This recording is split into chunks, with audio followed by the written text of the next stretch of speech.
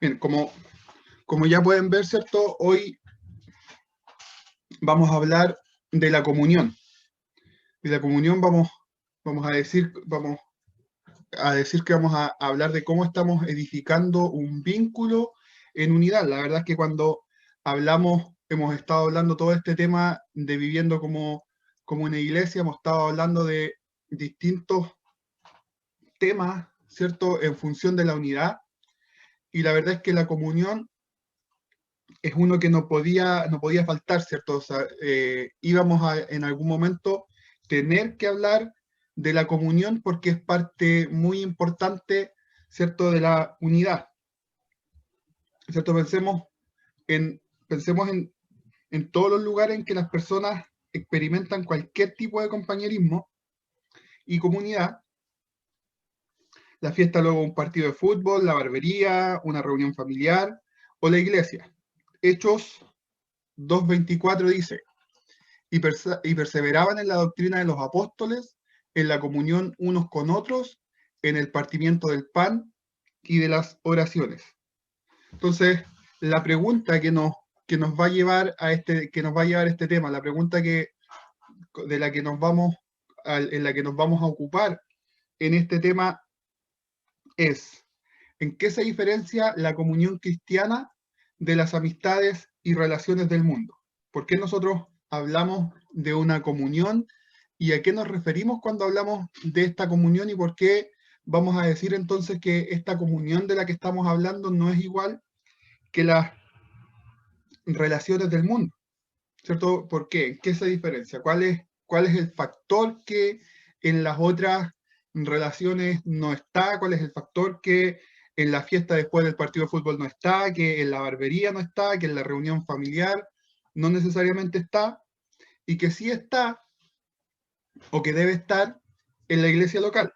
Y lo que realmente diferencia entonces esta comunión cristiana del resto de las relaciones es el amor de Cristo. Y esto es lo principal.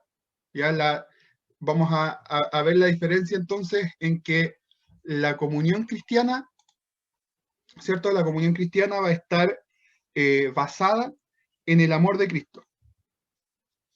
Las primeras semanas, ¿cierto? Todo el tiempo que llevamos en estas clases, vimos cómo se crea la unidad de la iglesia a través de la institución de la nueva identidad que todos compartimos en Cristo. ¿Se acuerdan que en algún momento hablábamos de esto y que todos estábamos unidos porque todos ahora pasábamos a ser parte de la familia de Dios?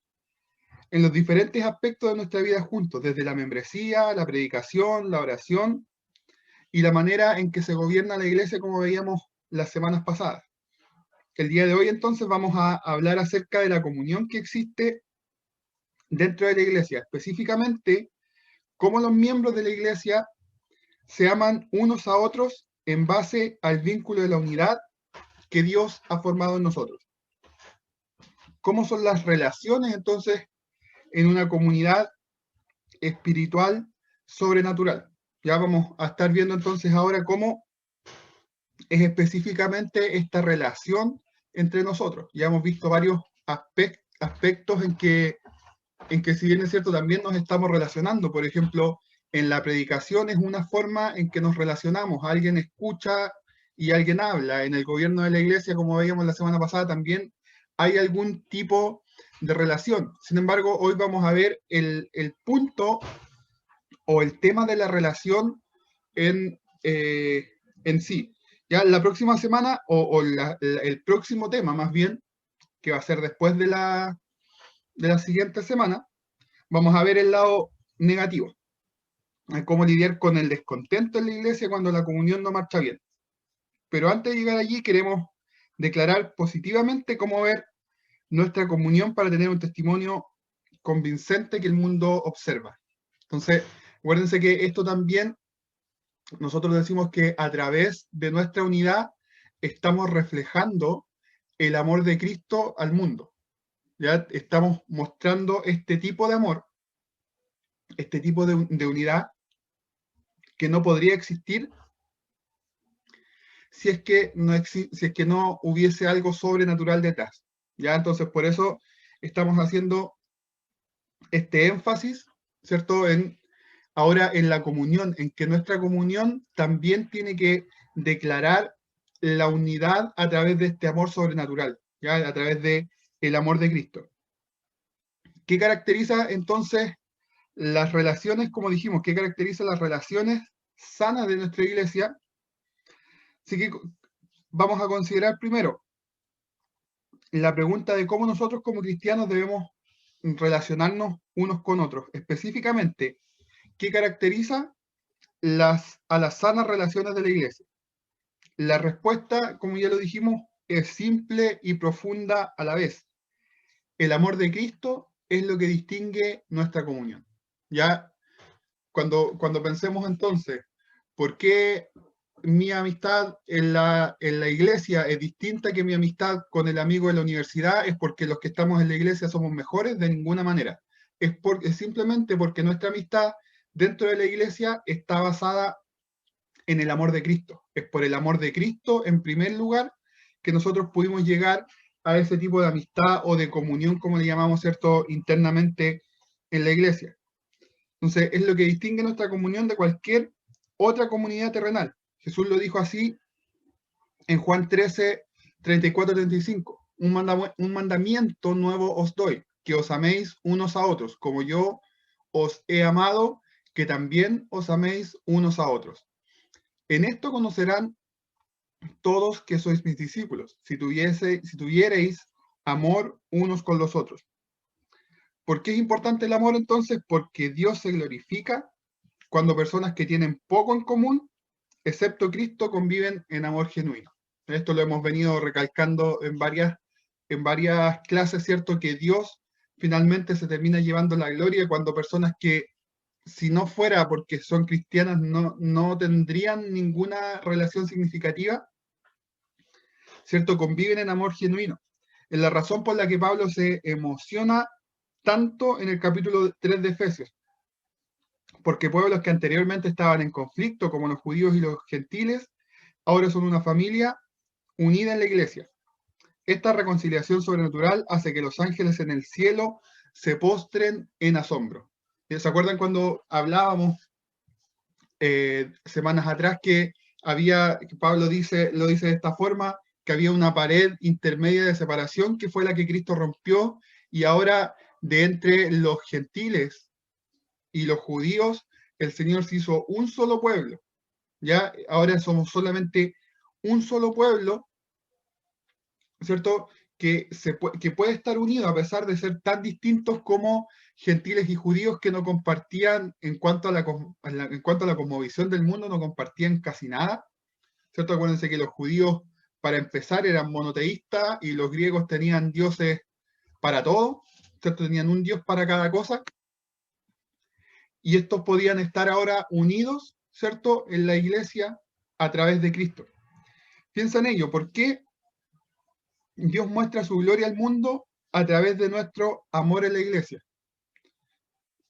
Porque nuestro amor modela, aunque sea solo un pálido reflejo, la unidad del Dios Trino. Así como nosotros creemos en un Dios en tres personas que está unido en sí mismo, el amor y la unidad de la iglesia refleja, no de una forma perfecta, sino que de una forma pálida, como decimos acá, la unidad que existe en Dios. Entonces, por eso, cuando Pablo usa esta figura también, de que así el cuerpo unido con las coyunturas, ¿se acuerdan cuando lo estudiamos en Corintios? Nos muestra a la iglesia como un solo cuerpo, ¿cierto? Como un solo cuerpo, y nosotros somos simplemente partes de este cuerpo, que es el todo, que es la iglesia. Y este cuerpo obviamente tiene que estar en unidad, así como en la Trinidad, el Padre, el Hijo y el Espíritu Santo también están unidos. Esto es exactamente por lo que Jesús ora al Padre en Juan 17, 22, 23. Dice, la gloria que me diste, yo les he dado, para que sean uno, así como nosotros somos uno. Yo en ellos y tú en mí, para que sean perfectos en unidad, para que el mundo conozca que tú me enviaste y que los has amado a ellos, como también me has amado. Ven aquí como en este verso, el Señor habla justamente de ello. Dice, para que sean uno, así como nosotros somos uno. Entonces, el Señor quiere que la misma unidad que Él tiene con el Padre, tengamos nosotros como, como iglesia, entre nosotros, ¿cierto? Cuando hablamos de comunión, estamos hablando de esto, estamos hablando de esta unidad, pero de esta unidad que va más allá de un simple que me caen bien los chiquillos, que me junto con ellos porque son divertidos, va más allá, va a una comunión en el amor de Cristo, en que nosotros hemos comenzado, porque no podemos decir conocemos, ¿cierto? Hemos comenzado a conocer y hemos comenzado a gustar de este amor, ¿cierto? Que vamos a estar conociendo por la eternidad. Nuestro amor mutuo arraigado en nuestra comunión en Cristo es una imagen de la amorosa unidad de la deidad. Entonces nosotros, y es alta la tarea que nos cae de esto, de reflejar la unidad, la amorosa unidad de la deidad, porque vemos muchas veces, ¿cierto?, que lamentablemente no es así y que estamos reflejando cualquier otra cosa menos la unidad de la deidad. Entonces pensemos en esto también, pensemos en que es una de las responsabilidades de la iglesia mostrar al mundo, ¿cierto? Por eso decía, dice en el verso que tenemos en la pantalla, en esto conocerán que sois mis discípulos, si tuvieseis amor los unos por los otros. O sea, el mundo va a ver a través de esta unidad que nosotros tenemos que somos discípulos del Señor. Entonces, para introducirnos un poco en este tema, vamos a hacer un breve panorama del amor cristiano. Un panorama, cuando hablamos de un panorama, estamos hablando de un vistazo general a este tema. Por tanto, si el aspecto clave de la comunión cristiana es el amor, pasaremos algo de tiempo reflexionando sobre lo que conlleva el amor. Amor es una palabra y un concepto tan común que tenemos que asegurarnos de que no se convierta en algo sin importancia, ¿cierto? Y esto es algo que nosotros lo vemos, lo vemos súper por un tema de palabras, ¿cierto? Lo vemos que es un concepto de repente bastante manoseado. Las personas dicen que aman a sus papás y después al rato dicen que aman sus zapatillas.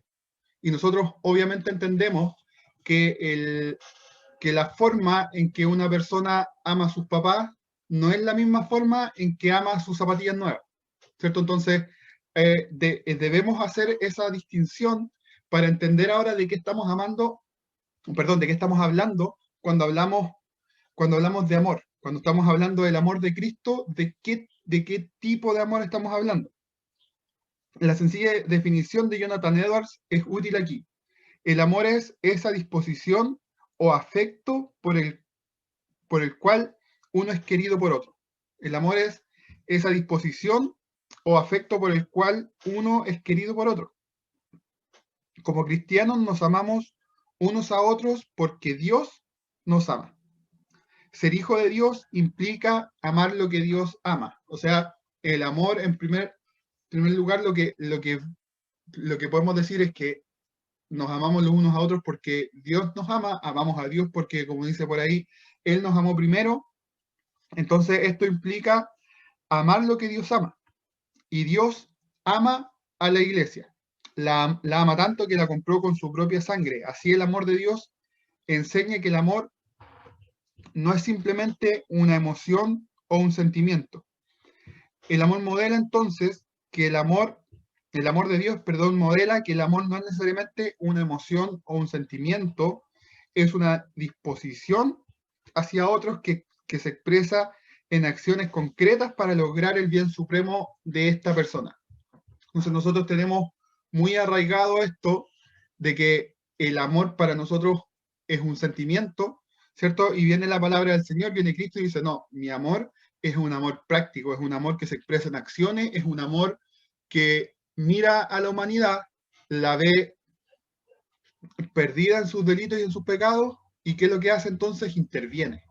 Es un amor que dice, ok, están perdidos, por lo tanto, algo hay que hacer y yo voy a ir y voy a entregar mi vida por ellos. ¿Cierto? Ese es el amor de Cristo, ese es el amor que debe modelar entonces cuando nosotros hablamos del amor en la iglesia. Si eso es lo que es el amor, entonces notemos algunas cosas. La primera es que el amor cristiano es difícil.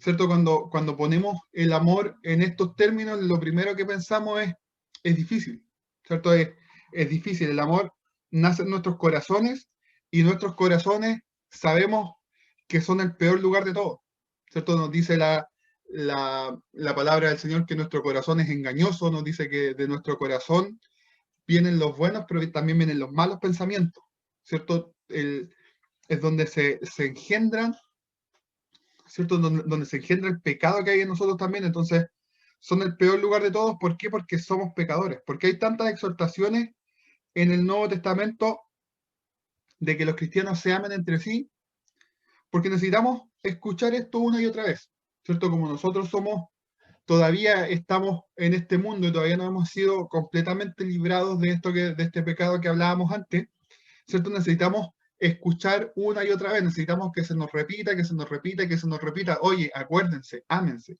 acuérdense, se tienen que amar.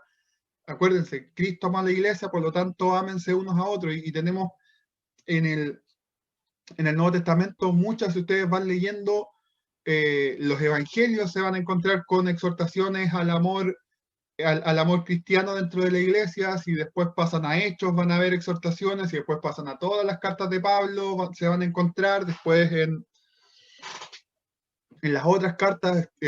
Primera de Juan es básicamente una carta escrita para que la iglesia se ame, ¿cierto? Entonces vamos a encontrar que el Nuevo Testamento está lleno de estas exhortaciones. ¿Y por qué? Porque básicamente somos olvidadizos. En nuestra carne preferiríamos una conversación fácil en lugar de una difícil. Preferimos relajarnos en vez de servir. Preferimos satisfacer nuestras necesidades que renunciar a nuestras personas. Y a las personas que estamos llamados a amar también son pecadoras. Y esto también es importante. Nosotros esperamos, ¿cierto?, que nuestro amor sea correspondido de una forma tal, pero no tenemos esto en mente. Tenemos que tener en mente que las personas a las que nos piden amar también son pecadoras. Por lo tanto, estas personas nunca van a tener la respuesta que nosotros esperamos. ¿Ya? ¿Por qué? Porque tal vez estas personas quisieran tener esa respuesta, pero el pecado que hay en cada uno de nosotros interviene y no nos permite tener esta respuesta propicia. Las personas nos decepcionan, dicen cosas incómodas e insensibles, rechazan nuestros consejos, lo que por cierto debería ayudarnos a apreciar más cuán paciente y misericordioso es Cristo con nosotros, porque básicamente nosotros hacemos lo mismo. Así como las personas muchas veces nos rechazan, nosotros queremos hacer cosas buenas, de repente tenemos una buena intención, una bonita intención con alguien y vemos que es rechazada, que no es correspondida. Así mismo hacemos nosotros con Cristo. Cristo tiene buenas intenciones con nosotros, Cristo tiene buenas, quiere hacernos el bien, y nosotros le rechazamos. Y nosotros preferimos, en vez de corresponder a Cristo, ¿cierto? Preferimos otras cosas, ¿cierto? Entonces, así como las personas a veces nos responden a nosotros de una forma que nosotros no quisiéramos, que nos sirve para darnos cuenta también cómo nosotros respondemos a Cristo también de esta forma. Lo segundo que debemos observar es que si bien el amor cristiano puede ser difícil, podemos mostrar tal amor por la gracia de Dios. Entonces, en primer lugar, sí, claro, el amor cristiano es difícil, pero es algo que si el Señor lo pide, es porque podemos hacerlo, ¿cierto? El Señor nos demanda este amor porque Él mismo nos va a equipar y nos va a dar a través de su gracia la forma de hacerlo. Amamos porque Dios nos amó primero. Primera de Juan 4:9. ¿Qué significa esto? se tratará de un intercambio, algo como, por ejemplo, ¿invitaré a esa persona a cenar porque ella me invitó la semana pasada? No se refiere a eso. No es que, como Dios primero me amó, ahora yo lo amo. No significa que nuestra capacidad de amar proviene del amor de Dios para con nosotros. O sea, nosotros podemos amar porque Dios primero nos amó a nosotros. ¿Ya? De eso se trata, no se trata, como decíamos, de un intercambio de que, ya como me dio, yo también le voy a dar, ¿cierto? No, significa que a través de esta capacidad que Dios mostró hacia nosotros, nosotros podemos amar primero. Dios es la fuente y el modelo de nuestro amor. De nuevo, Jonathan Edwards lo explica, nos da una muy buena explicación. Dice, es a partir de los soplos del Espíritu Santo que surge el amor del cristiano, tanto hacia Dios como hacia los hombres. El Espíritu de Dios es un espíritu de amor y, por tanto, cuando el Espíritu de Dios entra en el alma, el amor entra. Dios es amor y el que tiene a Dios viviendo en él por su Espíritu tendrá al amor viviendo en él. Entonces, ¿de dónde viene esta capacidad de amar? Nos recuerda Edwards, viene del Espíritu Santo, ¿cierto? Viene de esta capacidad, viene del Espíritu de Dios, que es un espíritu de amor. Por tanto, cuando el Espíritu, nosotros decimos, ¿cierto? Y siempre hemos recalcado esto, que cuando vino el Espíritu Santo del Señor, o más bien cuando nosotros creímos en el Señor, el Espíritu Santo está morando en nuestras vidas. Por lo tanto, ahora podemos amar de esta manera que nos demanda la Escritura, no por nuestras fuerzas, sino por el Espíritu Santo que está en nosotros, que es quien nos está guiando a toda verdad y a toda justicia, ¿cierto? Y el amor de esta manera es parte de esa verdad y de esa justicia también. La manera más espectacular en la que Dios ha mostrado su amor es entregándonos a su Hijo, para que no perezcamos, sino que tengamos vida y vida eterna. Y así lo decimos siempre, ¿cierto? Cuando salimos a predicar, cuando estamos en las calles, en Juan 3:16. Perdón, claro, lo decimos en Juan 3:16, cuando decimos que de tal manera amó Dios al mundo que ha dado su Hijo unigénito, ¿cierto? Para que todo aquel que en él cree no se pierda, sino que tenga vida eterna. Y en 1 Juan 3:16 dice, en esto, y podemos decir en esto, lo que decíamos en el Evangelio, ¿cierto? En esto hemos conocido el amor, en que Él puso su vida por nosotros. Nosotros también debemos poner nuestra vida por los hermanos. Ven cómo el amor de Cristo primero lo muestra Juan en su Evangelio, y después en la carta Juan les dice, miren, así como Cristo nos amó, ¿cierto? Así como el Padre envió a Cristo a morir, así como Cristo puso su vida por nosotros, nosotros ahora debemos poner, también somos capaces de hacer lo mismo, poner la vida por nuestros hermanos. Pero no es como decía, porque si a cualquiera le dijeran esto es algo difícil, ¿cierto? Pero lo podemos hacer con la ayuda del Espíritu Santo de Dios, como decía Edwards. En otras palabras, no podemos alcanzar la madurez para amar a los demás, a no ser que nos esforcemos por alcanzar la madurez para comprender las dimensiones del amor de Dios. ¿Qué significa esto? Que necesitamos primero, para llegar a este nivel de amor entre cristianos, ¿cierto? Necesitamos comprender el amor de Dios. Necesitamos comprender qué es lo que Dios hizo y qué implica todo esto que Dios ha hecho por nosotros. Mientras más apreciamos la magnitud del amor que Cristo nos ha demostrado al morir por cada uno de nuestros pecados, más nuestras vidas estarán caracterizadas por el amor. ¿Quieres ser más amoroso? Jesús dijo, a quien se le perdona poco, poco ama. Entonces, piensan en esto. Nosotros muchas veces demostramos poca capacidad de amar o no entendemos este amor y muchas veces nosotros somos muy, justamente como eran los fariseos, ¿cierto? Que los fariseos lo primero que hicieron, ¿cierto? Era condenar a las personas. Y acuérdense siempre, yo cito la oración de este fariseo que estaba orando y diciendo, gracias Señor porque no soy como este. porque esa era la actitud que tenían los fariseos siempre, y eso lamentablemente es la actitud que tenemos nosotros muchas veces. Tenemos esta actitud de decir, Señor, pero si básicamente lo que estamos diciendo, Señor, si yo no soy tan malo, Señor, si yo no me porto tan mal, Señor, si mira, mis compañeros son más malos, mira, Señor, mis compañeros ya tienen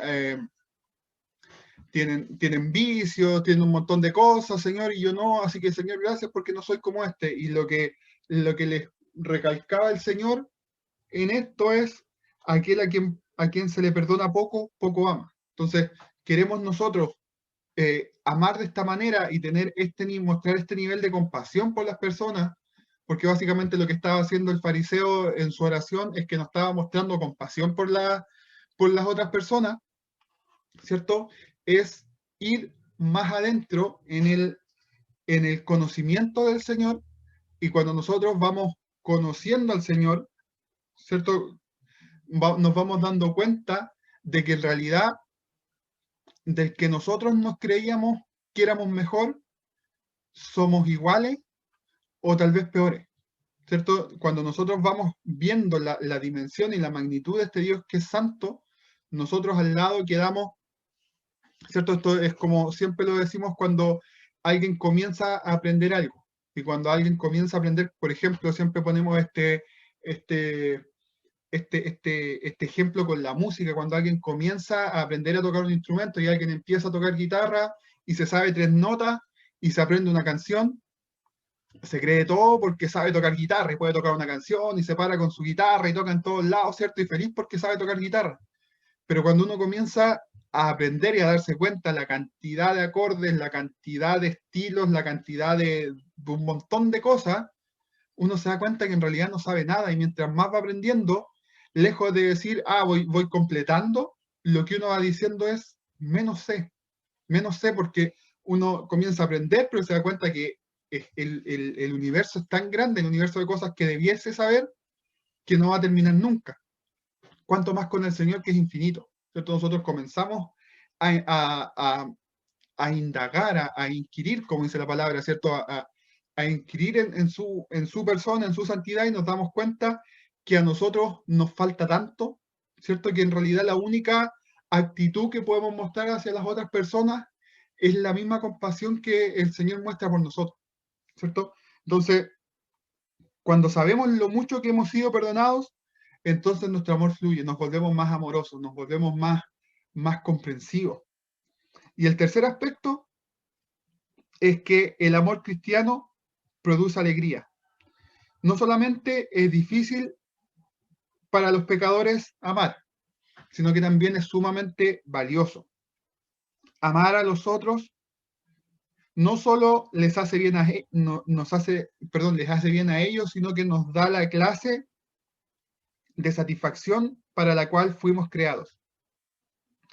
El Salmo 133, 1 dice: mirad cuán bueno y cuán delicioso es habitar los hermanos juntos en armonía.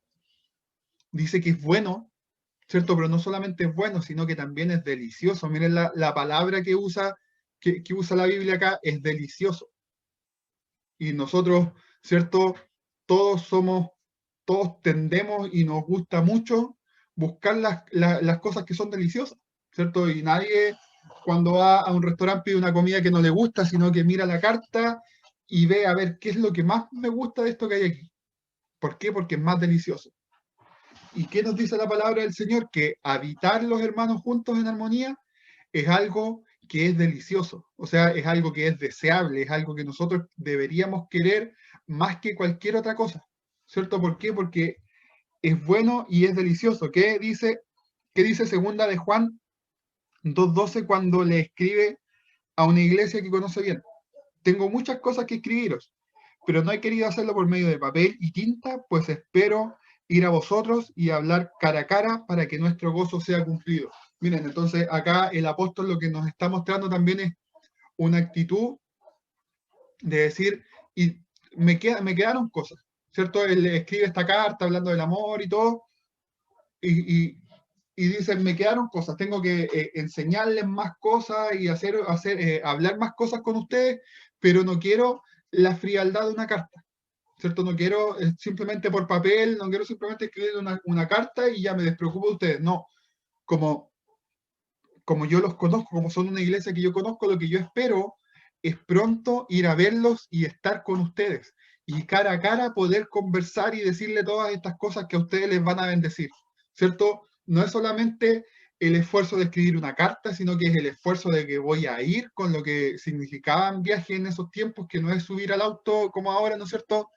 Que subimos al auto y vamos, sino que voy a ir probablemente tal vez caminando, tal vez en un animal, tal vez en algún barco, sin muchas comodidades, voy a hacer este esfuerzo. ¿Por qué? Porque como son una iglesia, dice el apóstol, a la cual yo amo, espero pronto ir a ustedes para que nuestro gozo, miren, y no solamente para que el gozo de ustedes o para que mi gozo, sino que para que nuestro gozo, el gozo de todos nosotros, sea cumplido. Yo me voy a alegrar en poder estar con ustedes y poder ver cómo están creciendo en la fe y ustedes se van a alegrar de poder estar conmigo también. Es el tipo de amor que el apóstol está expresando acá.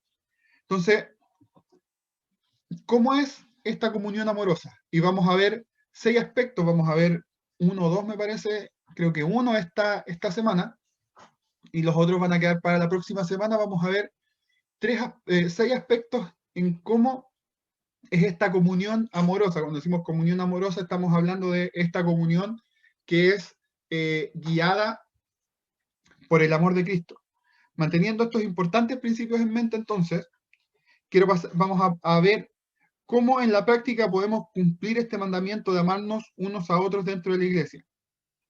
Cuando nuestra comunión se caracteriza por el amor de Cristo, ¿qué clase de comunión es? Y vamos a identificar 6 aspectos entonces de esta comunión amorosa. Y el primero es que la comunión, y el primero es la comunión en la diversidad, ¿cierto? Pasamos una clase completa hablando de la diversidad y ahora vamos a recordar una parte de esto para hablar de esta comunión amorosa y vamos a decir que el amor busca entonces el entendimiento. La iglesia es única porque implica una diversa clasificación de personas, todas unidas en torno a Cristo. ¿Qué significa esto para nuestras relaciones en la iglesia? Significa que el amor busca el entendimiento. El amor alcanza a quienes son distintos a ti, quienes, quienes son distintos a ti, se vuelven parecidos a ti a causa del Evangelio. ¿Cierto? Tenemos personas distintas, todos nosotros somos distintos, pero todos nosotros finalmente nos parecemos. Y nos parecemos más de lo que somos distintos. ¿Por qué? Por causa del Evangelio, porque el Evangelio finalmente es algo que es importante y muy importante para nosotros. ¿Cierto? Entonces, lo más importante que tenemos es lo mismo. Entonces, a pesar de que somos distintos, nos volvemos parecidos y busca entender sus anhelos, sueños, sus luchas, sus pecados, sus trasfondos y batallas.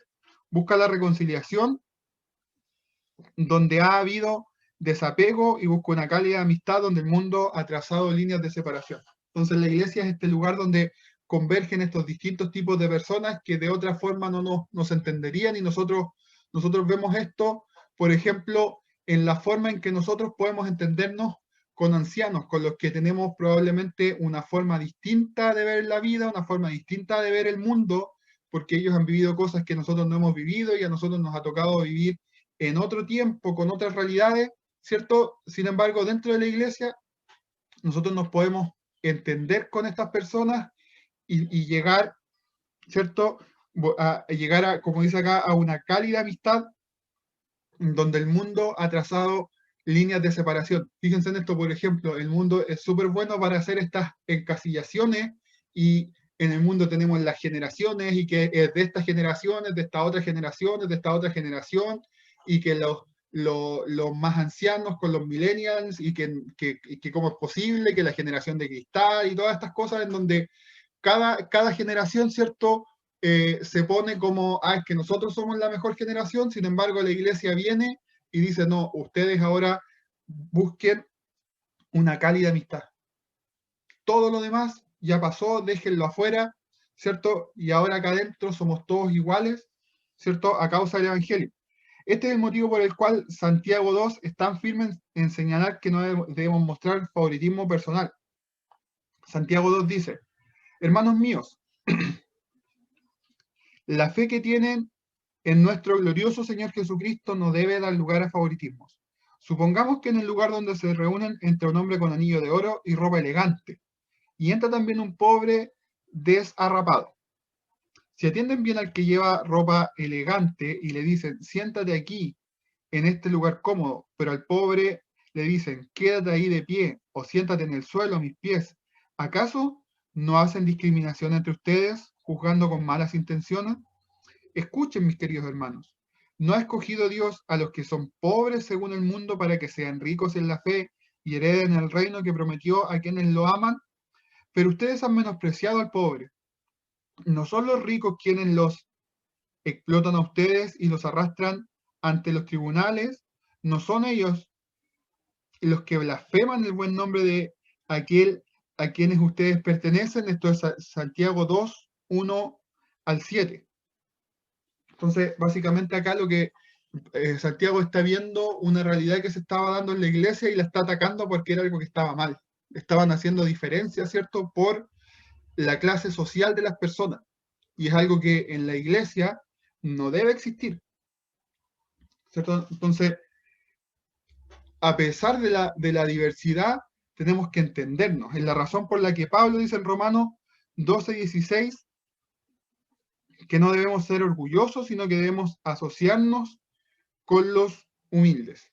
Podemos imaginar una iglesia que sea así, una comunidad en la que las personas se esfuercen por hacer amistades reales e importantes con quienes tienen un trasfondo cultural diferente, con quienes no están en su mismo rango de edad, quienes se encuentran en una etapa diferente de la vida, con quienes tienen una personalidad distinta, todos con Cristo en el centro. O sea, esto nos da una imagen, ¿cierto?, de cómo debe ser esta comunión.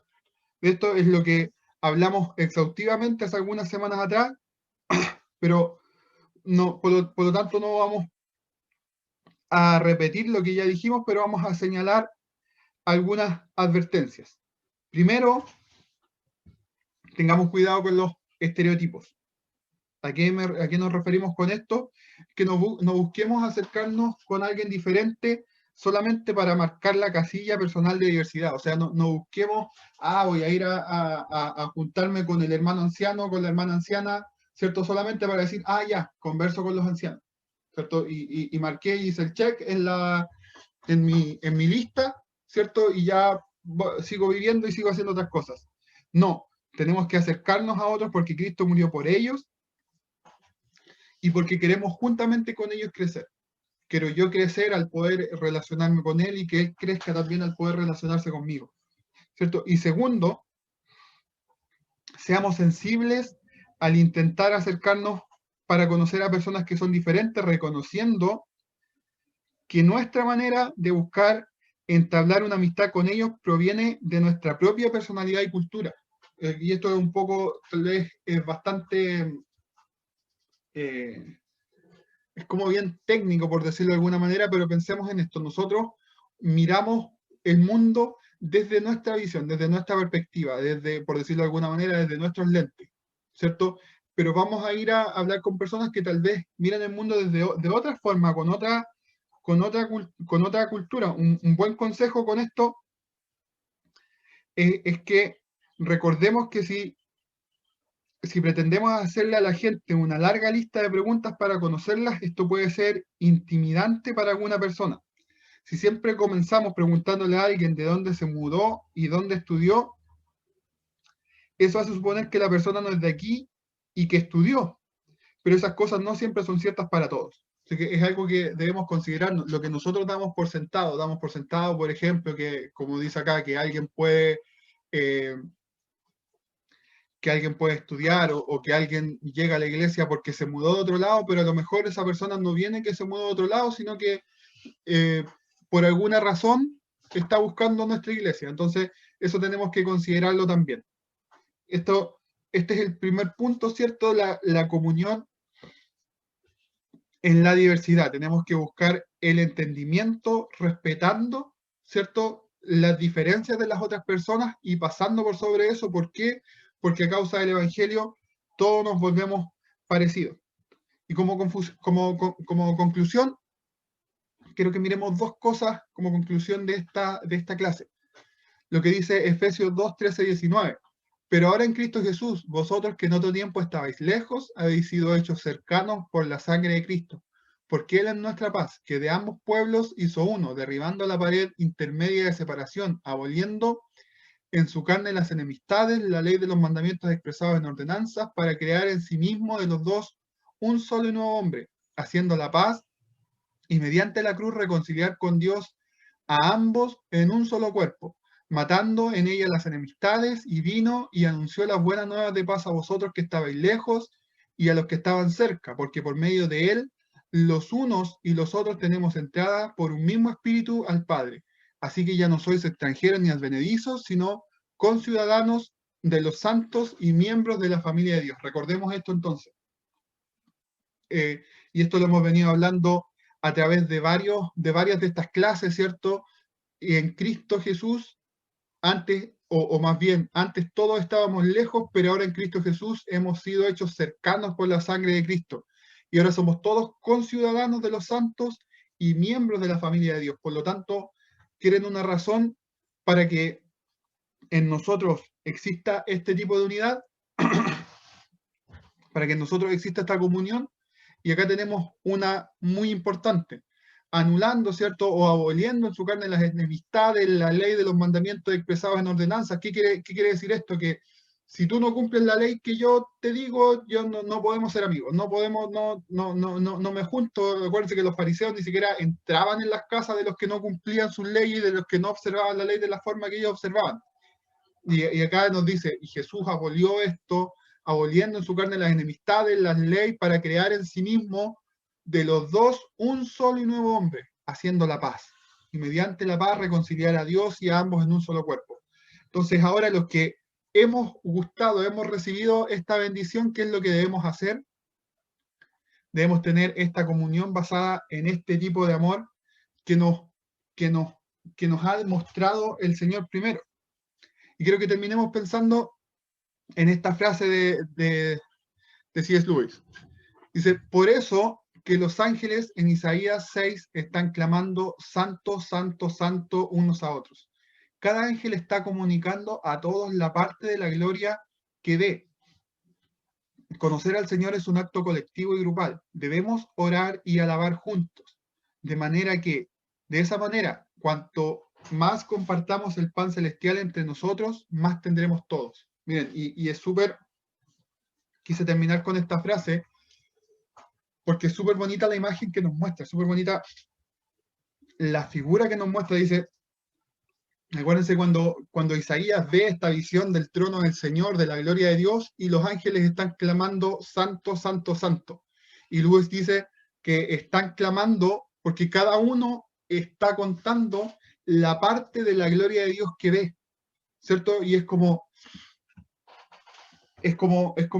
piénsenlo de esta manera: un ángel dice, el Señor es santo en su creación; el otro dice, el Señor es santo en su bondad; el otro dice, el Señor es santo porque envió a su Hijo; el otro dice, el Señor es santo y pónganle ahí por la razón que quieran, y cada uno está contando una parte que él entendió.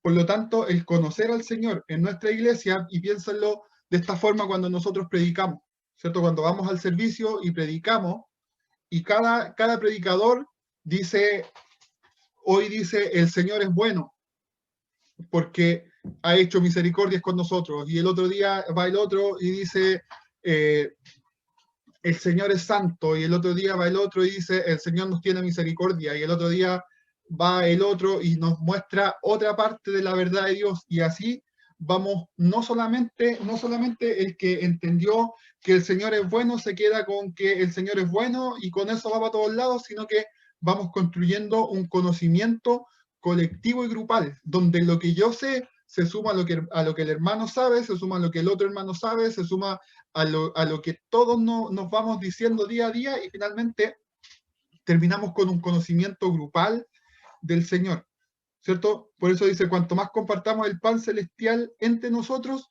no es que yo pierdo cuando yo voy, porque piénsenlo de esa forma, cuando alguien va y da algo, ¿cierto? Pierde porque ya no lo tiene más. Esto es todo lo contrario. Compartimos el pan celestial, o sea, lo que el Señor nos ha dado a nosotros, ¿cierto? Y no es que yo pierdo, sino que gano porque comparto lo que yo tengo, lo expreso a los demás y los demás me lo complementan y todos ganamos, ¿cierto? Entonces, que el Señor nos bendiga, que el Señor nos ayude para que podamos disfrutar de este tipo de comunión.